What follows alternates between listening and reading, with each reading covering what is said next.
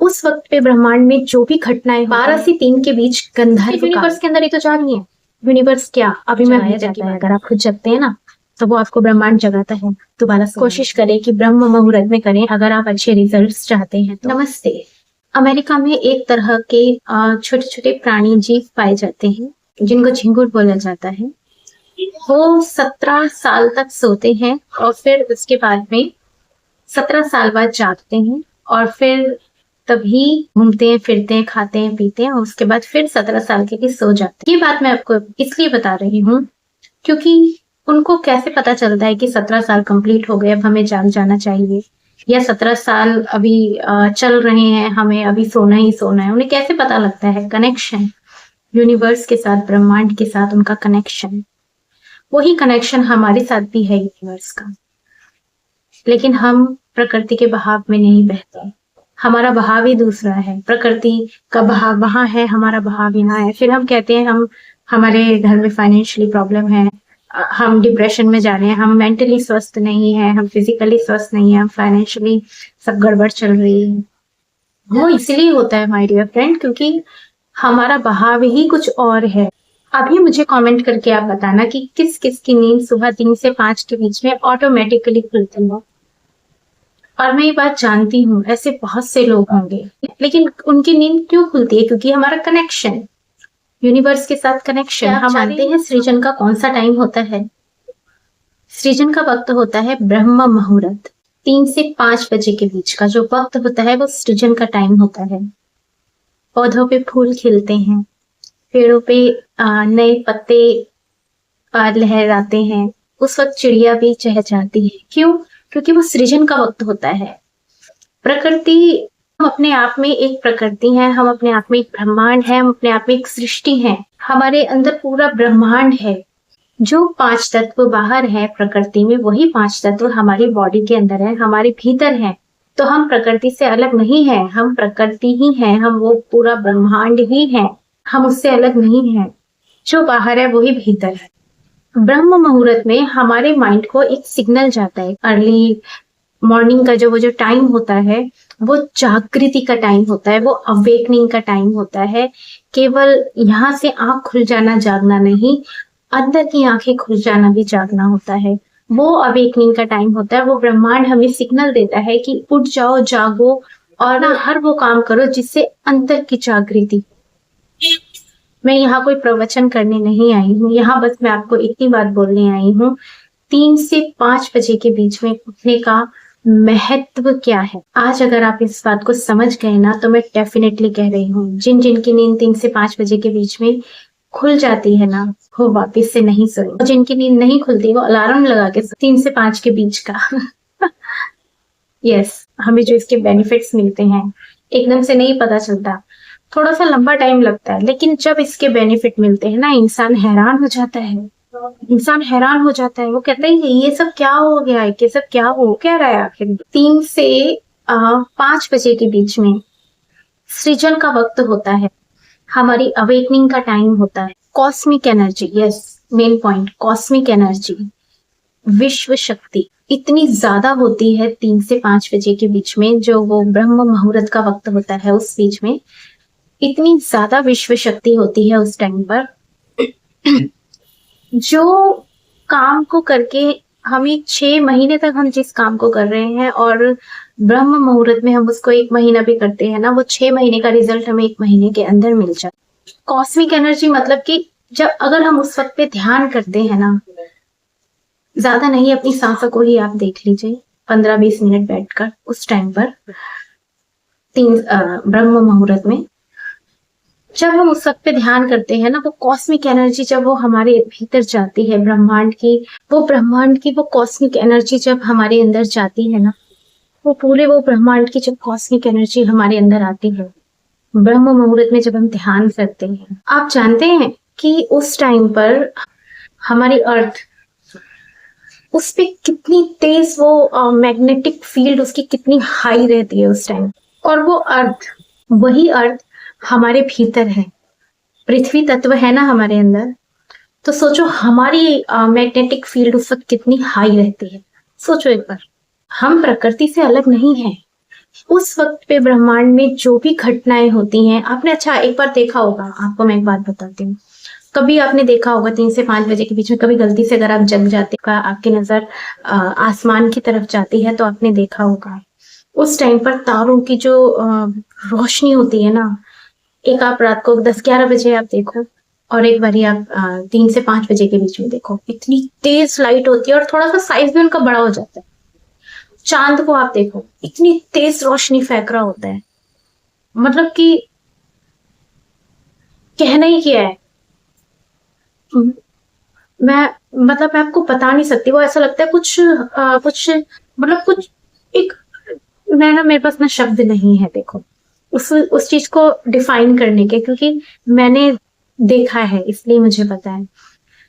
अगर मैंने आधा चांद भी देखा है ना, आधा इतना सा ऐसे इतना सा चांद निकला होता है, तो वो ऐसा चमक रहा था ना ऑरेंज कलर में, जैसे कोई ऑरेंज कलर का हीरा जैसे चमक रहा होता है ना चांद, मतलब हीरा भी नहीं, हीरा भी फीका, मतलब कितने सारे हीरो को भी मिला लो नहीं तब भी नहीं, वो कुछ अलग ही मतलब कुछ अलग ही वो था। वो मेरे पास शब्द नहीं है देखो बोलने के, बस आप, मेरे कहने का मतलब ये सब बातें नहीं है, मेरे कहने का मतलब बस ये है कि 3 से 5 बजे के बीच में ब्रह्मांड के अंदर कुछ ऐसा घटित होता है, कुछ ऐसा कुछ ऐसा घटता है कि वही चीज हमारे अंदर घटित होती है, क्योंकि हम भी ब्रह्मांड ही हैं, हम भी मतलब अपने आप के अंदर एक ब्रह्मांड है। तो ऐसे टाइम पर ध्यान साधना करनी चाहिए। 3 से 5 बजे के बीच में गलती से भी अगर आपकी नींद खुल जाती है ना, चाहे कैसे भी क्यों खुले, लेकिन उठ के सोना नहीं है दोबारा, क्योंकि वो आपको ना जगाया जाता है, पता है, ब्रह्मांड के थ्रू। ब्रह्मांड आपको जगाते हैं, ब्रह्मांड आपको जगाने के लिए आते हैं, मतलब जगाने के लिए आते हैं, मतलब हमें वो सिग्नल भेजे जाते हैं, क्योंकि प्रकृति के बहाव में बहने का मतलब क्या है? प्रकृति के बहाव में बहने का मतलब यही है कि 3 से 5 बजे का टाइम अवेकनिंग का होता है और उस वक्त पे हमें जगाया जाता है, लेकिन हम सो जाते हैं, हम प्रकृति के बहाव में नहीं जाते, हमारी दिशा ही दूसरी है, हम 10-11 बजे सो के उठते हैं।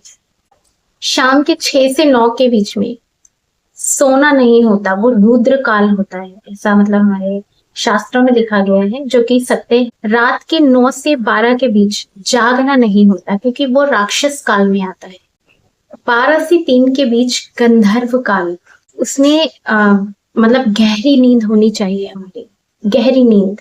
3 से 6 के बीच मनोहर काल होता है, जिसमें कभी सोना नहीं है, सिर्फ और सिर्फ जागना है, ये हमारे शास्त्रों में है।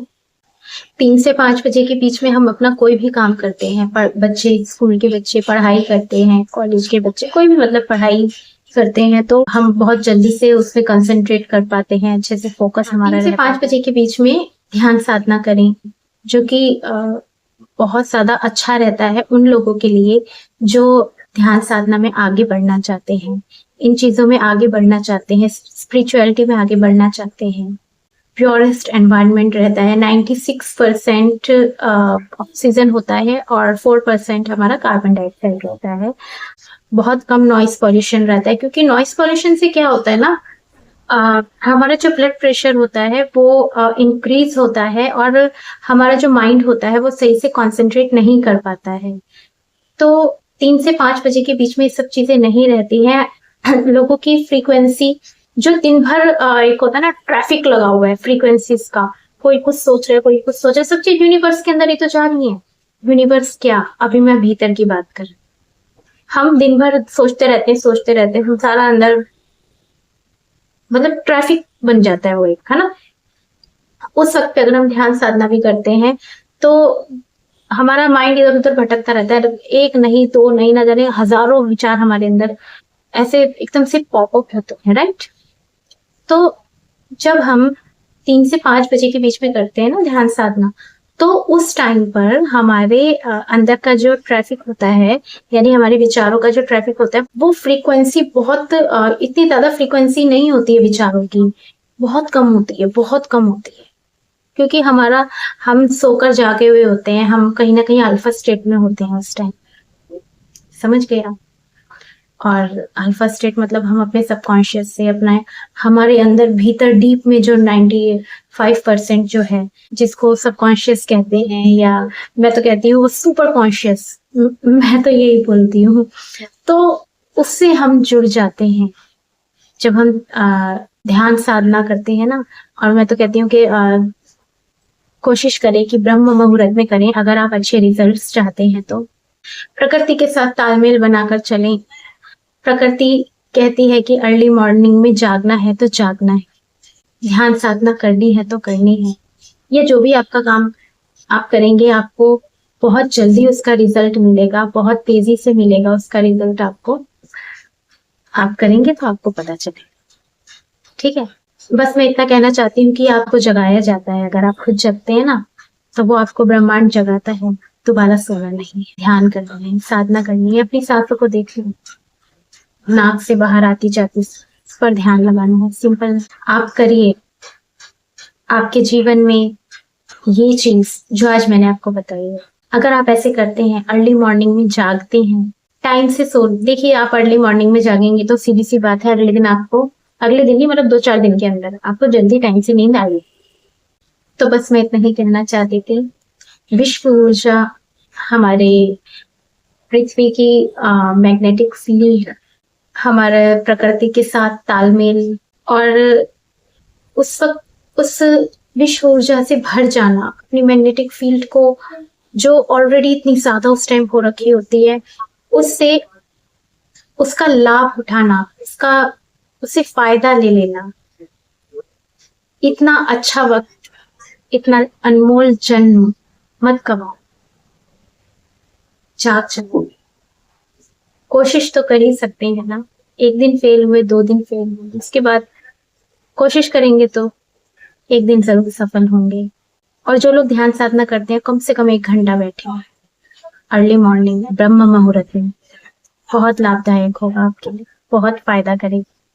करके देखिए। और क्या क्या फायदा मिला मुझे रिजल्ट में, मुझे कमेंट में जरूर आप बताइए, ठीक है। तो अपना अपना ख्याल रखिए, अपना अपना ध्यान रखिए। सृष्टि के साथ, हमारे यूनिवर्स के साथ तालमेल बिठा कर रखिए अपना। सृष्टि के बहाव में बहना है, अपना अलग बहाव नहीं चुनना, नहीं तो गड़बड़ हो जाएगी, ठीक है। तो इस तरह से रहना है, अच्छे से रहिए और मिलते हैं अगली वीडियो में। तब तक के लिए नमस्ते।